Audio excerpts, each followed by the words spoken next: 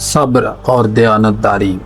ایک دفعہ قحط کے زمانے میں کسی قصبے کا رئیس ہر روز صبح کو 100-200 روٹیاں پکوا کر سامنے رکھ لیا کرتا۔ گاؤں کے بچے جمع ہو جاتے اور اپنے ہاتھ سے ایک ایک روٹی اٹھا کر چل دیتے۔ ان میں سے اکثر لڑکے اتنی جلدی کرتے کہ کسی کے پاؤں پر پاؤں رکھ دیتے اور کسی کے مونڈے پر سوار ہو کر آگے بڑھ جاتے، مگر ایک چھوٹی لڑکی خاموش کھڑی رہتی۔ جب سب لڑکے روٹی لے چکتے تو اس بیچاری کے حصے میں وہ روٹی آتی جو سب سے چھوٹی ہوتی۔ امیر 2 دن لڑکی کی اس شرم و حیا کو دیکھتا رہا۔ تیسرے دن بھی وہی کچھ ہوا۔ لڑکے بڑی روٹیاں لے گئے اور چھوٹی روٹی اس شرمیلی لڑکی کے لیے رہ گئی۔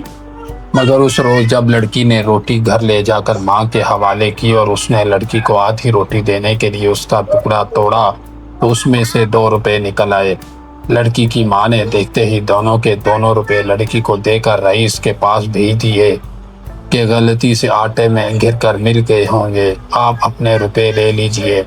رئیس لڑکی کے صبر پر تو پہلے ہی خوش ہو رہا تھا، اب اس کی ماں کی دیانتداری سے اور بھی خوش ہو کر بولا، بیٹی یہ 2 روپے کل میں نے تمہارے صبر سے خوش ہو کر خود چھوٹی روٹی میں رکھوا دیے تھے، تم ان کے کپڑے بنوا لینا اور یہ 3 روپے لے جاؤ، یہ اپنی ماں کو دے دینا کہ یہ اس کی دیانتداری کا انعام ہے۔